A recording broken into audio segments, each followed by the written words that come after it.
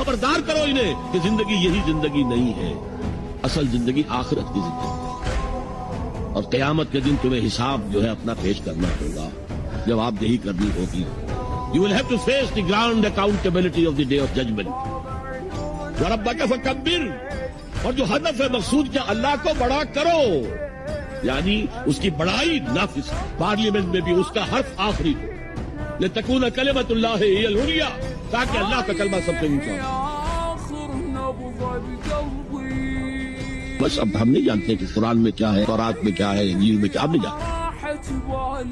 اگر ہم اس کے خلاف جد و جہد نہیں کرتے تو اتباع میں کوئی حصہ نہیں.